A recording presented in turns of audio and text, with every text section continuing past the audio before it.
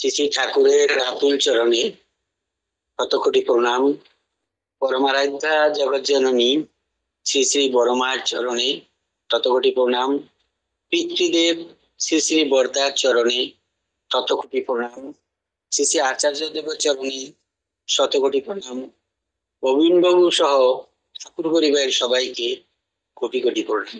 ঠাকুর সম্বন্ধে আলোচনা করতে বললে, ঠাকুর সম্বন্ধে আলোচনা করা মানে বিশাল ব্যাপার। তার বিষয়ে বলবো, তার জীবনী জীবন চর্চা সম্বন্ধে আমি চেষ্টা করব তার তার বিস্তার আলোচনা আলোকপাত করতে। তোমায় কেন দেইনি আমি সকল শূন্য করে, এক নম্বর। আবার বলছি, তোমায় কেন দেইনি আমি সকল শূন্য করে, এক নম্বর। ডাকে অনন্ত কিশোরী গোসাই আকুল হয়ে ওই এসেছেন বিশ্বপিতা তরণী লয়ে। আমি অনন্ত মহারাজ সম্বন্ধে দুই একটা কথা বলবো। কে ফোন করছে, বারবার ফোন করতেছে। এই তিন শ্রদ্ধেয় ব্যক্তিত্ব হিমায়তপুরের বাংলাদেশ সৎসঙ্গ মন্দিরের শিবদারা। এদের সম্বন্ধে যা জানি বলার চেষ্টা করব। অনন্ত মহারাজ চিন্তা করে ঠাকুর কি ভগবান? অনন্ত মহারাজ চিন্তা করে ঠাকুর কি ভগবান? ঠাকুর যদি ভগবান হয় তবে সে আমাদের সঙ্গে এত কেন মিলবে, আমাদেরকে এত কেন ভালোবাসবে?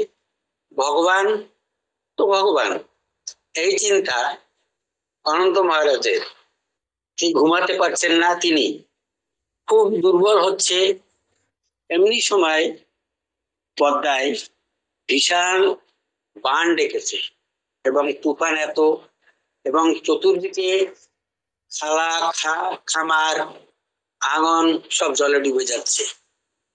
সন্ধ্যা হয়ে গেছে। ঠাকুর তার মন্দিরের, হিমায়তপুরের মন্দিরে আসনে বসে আছেন। এমনি সময় অনন্ত গোসাই এসে প্রণাম করলো। তখন ঠাকুর বলল যে, অনন্ত, খেয়ে দিয়ে বাড়ি চলে যা। এত বন্যা হচ্ছে, এত জল হচ্ছে, তুই যাবি কিভাবে? যে রাস্তা, সেই রাস্তাও ডুবে যাবে একটু পরে। তখন অনন্ত মহারাজ খাওয়া দাওয়া করে ওখান থেকে বেরিয়েছে, ঠাকুরকে প্রণাম করে বেরিয়েছে। কিন্তু মনে মনে চিন্তা যে ঠাকুর কি ভগবান, যাকে আমরা এত নিকটের মানুষ মনে করি, কিন্তু তিনিও তো আমাদের এরকম নিকটের মনে করে, কিন্তু ভগবানের যে শক্তি তেমনি তো কোনো কিছু দেখি না। এই চিন্তা করতে করতে যখন তিনি বাড়ি ফিরলেন, বাড়ি ফেরার পথে চিন্তা করলেন, আজকে ঠাকুর কি ভগবান কি না তা আমাকে দেখতে হবে। কি করে? তো আমি আজকের ঘরে দরজা খুলে ঘরে গেল, ঘরে যে একটা টেবিল আনলো, ঠিক মটকা, সোজা মটকা মানে চালের মটকা। ঘরের উপরে যে ইটা থাকে সেই মটকা সোজা টেবিলটা আনলো এবং এক গাছ দড়ি আনলো। দড়ি আনে মটকায় ওই টেবিলের উপরে উঠে মটকা বাঁধলো। কিন্তু এই সময় ঠাকুর তার আশ্রমে বসা, ঠাকুর অনেক চঞ্চল হয়ে গেল। চঞ্চল হয়ে ঠাকুরের চঞ্চলতা সবাই দেখতে পেয়ে সবাই চিন্তা করছে ঠাকুর কি এরকম থাকে না। ঠিক এমনি সময় ঠাকুর ওই ঝড়ের মধ্যে একদম দুই লাফ দিয়ে কোথায় যে চলে গেল, পাশে পাশে দৌড়ালো, তারা আর কিছু দেখতে পেল না। এমনি সময় ওদিকে অনন্ত মহারাজ সেই দড়ি বেঁধে গলায় দড়ি দিয়ে ঝুলেছে, হাত পা ছটফটানি করতে টেবিলটা পড়ে গেছে। এমনি সময় ঠাকুর যে দরজায় অনন্তদা বলে ডাক দিচ্ছে, কিন্তু অনন্তদা তো গলায় দড়ি দিয়েছে। তখন দরজা ভেঙে অনন্তদার কোমর সোজা জাগিয়ে ধরেছে। যখন জাগিয়ে ধরেছে তখন অনন্তদার মৃত্যু বড়। এমনি সময় ঠাকুর গলার দড়ি খুলে দিল যিনি ভগবান তিনি সবকিছু পারেন গলার দড়ি খুলে দিয়ে।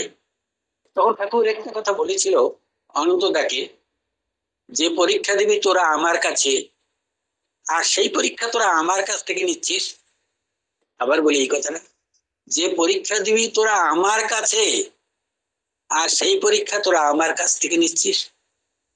তখন অনন্ত মহারাজ ঠাকুরের পায়ে জড়িয়ে ধরে কান্নাকাটি করতে লাগলো, যে তুমি কি করে জেনেছো যে আমি এখানে গলায় দড়ি দেব? তুমি কি করে জেনেছো যে আমি এই পথ থেকে এসে তোমাকে সাক্ষাৎ পাবো? তুমি যে ভগবান তা কি করে আমি জানতে পারবো? আমি জানবো, তাই তাই আমি এই এত বড় একটা উদ্ভট কীর্তি করে বসেছি, যে তুমি ভগবান কিনা, তুমি জানো কিনা আমি কি করতে চলেছি, তাই তুমি জানবে বলেই আমি এই কাজ করেছি। তখন ঠাকুর বলছেন, পাগল, জীবনের অনেক মূল্য, এই জীবনটা অনেক হেলায় হারিয়ে দেওয়া যেতে পারে, কিন্তু এই জীবনটা পাওয়া যায় না। আমি তো সেই তোদের সামনে তোদের ঠাকুর, আমি ভগবান। কিন্তু এখানে একটা কথা আছে, ভগবান নাহি কয় আমি ভগবান, ভগবান কোনোদিনই করেনি যে আমি ভগবান।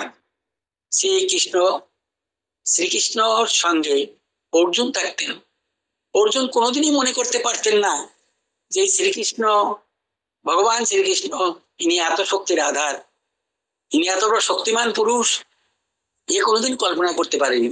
কয়েকবার বিশ্বরূপ দেখিয়েছে, তবুও তিনি, অর্জুন, কোনোদিনই কল্পনা করতে পারেননি ভগবান শ্রীকৃষ্ণ এই বিশ্বের মালিক, তিনি ভগবান। তেমনি শ্রী ঠাকুরের এই কথায় বুঝি যে ভগবান নাই কয় আমি ভগবান। এইভাবে অনন্ত গোসাইয়ের মনের যে চিন্তা সেটা দূর হয়ে গেল, এবং দূর হওয়ার পরে ঠাকুর বাড়ি, ঠাকুর ছাড়া আর কিছু অনন্ত গোসাই জানতেন না। অনন্ত গোসাইকে ঠাকুর অন্ত অন্ত বলে ডাকতেন, এবং এত ভালোবাসতেন অনন্ত গোসাইকে, অনন্ত গোসাইকে ঠাকুর খুব ভালোবাসতেন। আমি আর একজনের কথা বলবো, তাকে অনন্ত কিশোরী গোসাই, কিশোরীর সম্বন্ধে দুই এক কথা বলবো। কিশোরী দাও শ্রী শ্রী ঠাকুরকে ভগবান বলে মানতে পারতেন, তিনি অনেক শক্তিশালী পুরুষ, তিনি ভগবান হতে পারেন। তিনি ভগবান কিনা এটা সম্বন্ধে ওনার মধ্যে দ্বিধা ছিল। একদিন কিশোরী মোহন ভগবান কিনা তার পরীক্ষা করার জন্য পদ্মার তীরে একটা জায়গায় বসে আছে, পদ্মার পাড়ি। কিন্তু পদ্মা নদী সবসময় এপার ভাঙে ওপার ভাঙে, এরকম ভাঙে ভাঙন নেই। শ্রী ঠাকুর ওখানে নাই, শ্রী ঠাকুর তার আশ্রমে, ওখানে পদ্মায় বসে ধ্যান মগ্ন হয়ে চিন্তা করতেছেন, এই যে শ্রী ঠাকুর অনুকূল চন্দ্র, তিনি কি ভগবান? তিনি যদি ভগবান হন তবে এমন কিছু মিরাকল কিছু করতে পারেন না কেন? তবে কি আমরা সব ভুল পথে চলছি? এমনি সময় ঠাকুরের আশ্রমে বসে দেখছে সব লোকে ঠাকুর তেমন তেমন চঞ্চল হয়ে উঠছে, কি যে চিন্তা করতেছে, ঠাকুর সব এদিক ওদিকে তাকাচ্ছে। এই সময় কি হয়েছে, যেখানে কিশোরী গোসাই বসা ছিল তার চতুর্পাশ থেকে বিরাট ফাটল ধরেছে, এখনই সেই ফাটল পদ্মায় নেমে যাবে। এই সময় ঠাকুর ওখান থেকে, আশ্রম থেকে দৌড় দিয়ে প্রায় বেশ কিছু দূর আশ্রম থেকে পদ্মা দৌড় দিয়ে আসতেছেন। কিশোরীদা বলে ডাকছেন, কিশোরীদা কোথায়? ওই যে মাটি ভেঙে নিয়ে কিশোরীদাকে জলের মধ্যে কত খরস্রোতা পদ্মার মধ্যে নিয়ে গেছে। নিয়ে যাওয়ার পরে ওই এখান থেকে ডাকে কিশোরীদা ঠাকুর, আর ওদিক থেকে ডাকে ঠাকুর বলে ডাকে। তখন বলে, এই তো আমি তোর কাছে, তুই হাত বাড়া। আমি তো দেখছি না তোমাকে, এই যে আমি, এই বলে এই যে আমি হাত দিয়েছি, তুই আমার হাত ধর। কিশোরীদা বলছেন, আমি তোমার হাত দেখছি না ঠাকুর, আমি তো তোমার হাত দেখছি না। বলছি, এই যে আমার হাত, একটু একটু চেষ্টা কর তবেই আমার হাত পাবি। একটু চেষ্টা করেই যখন এইরকম হাত নাড়লো, তখন ঠাকুরের হাতের সঙ্গে হাত রাখলো, হাত ধরে টেনে উঠলো। ঠাকুরকেও ঠাকুর কিশোরীদাকে এই কথা বললো, যে পরীক্ষা তোদের দিতে হবে আমার কাছে, আর সেই পরীক্ষা তোরা আজকে আমার কাছ থেকে দিচ্ছিস। এইভাবে কিশোরী মোহন তার মনের জ্বালা নির্বাপিত হলো এবং জানলো যে ইনি আমাদের বিশ্বের মালিক, ইনি শ্রী শ্রী ঠাকুর অনুকূল চন্দ্র ভগবান। এইভাবেই তার মনের যে সংখ্যা ছিল সেই সংখ্যা দূর হলো। তারপর ওখান থেকে হেমায়তপুর থেকে শ্রী শ্রী ঠাকুর এইসব পণ্ডিত ব্যক্তিদের এবং ভক্তদের নিয়ে দেওঘরে আসেন। দেওঘরে অনেক দিন বিচরণ করেছেন। টাইম কি আমাকে আর একটু দেওয়া যাবে? হ্যালো, বলুন বলুন বলুন। আমি প্রথমে একটা বলছি, তোমায় কেন দেইনি আমি সকল শূন্য করে, তোমায় কেন দেইনি আমি সকল শূন্য করে। এই যে কথাটা, এই কথাটা এক কবির লেখা। যে এক ভিখারি সে রাস্তায় ভিক্ষা করতে করতে ফিরতেছিল, এমন সময় দেখে তার সামনে এক রাজাধিরাজ রথে চড়ে তার দিকে আসতেছিল। ভিখারি চিন্তা করতেছে যে আজকে রাজা ধীরাজের কাছ থেকে আমি ভিক্ষা ছেলে অনেক কিছু পাবো।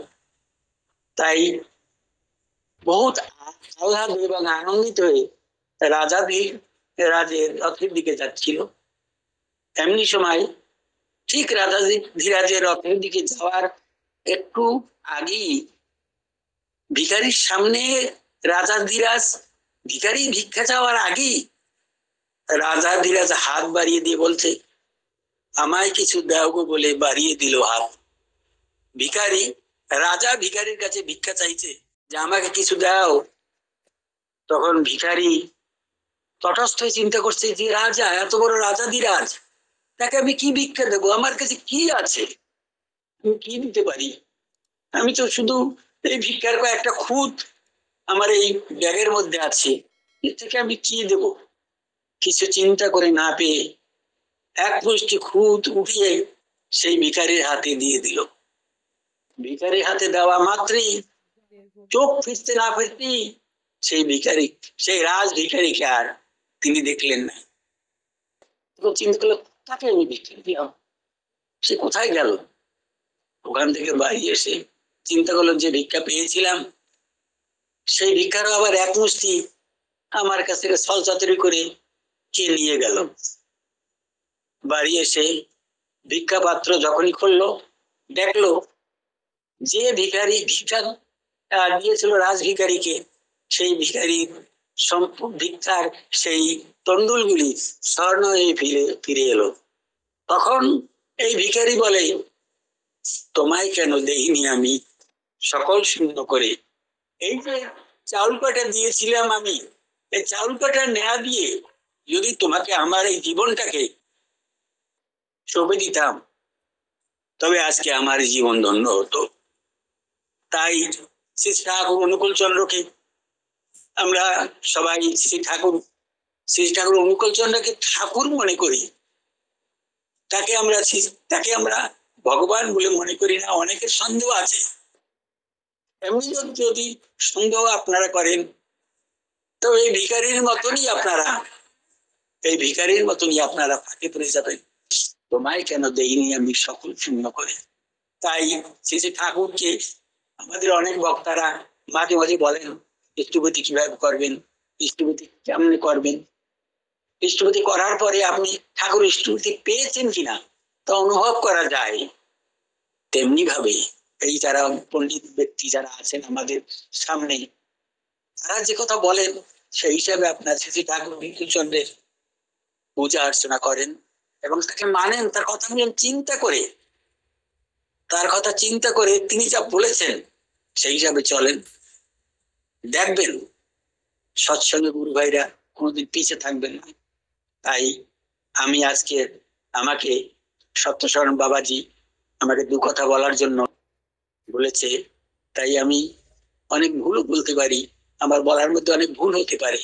তাই যারা আপনারা আছেন বিজ্ঞ পণ্ডিত মান, তারা আমাকে ক্ষমা করবেন। জয় গুরু।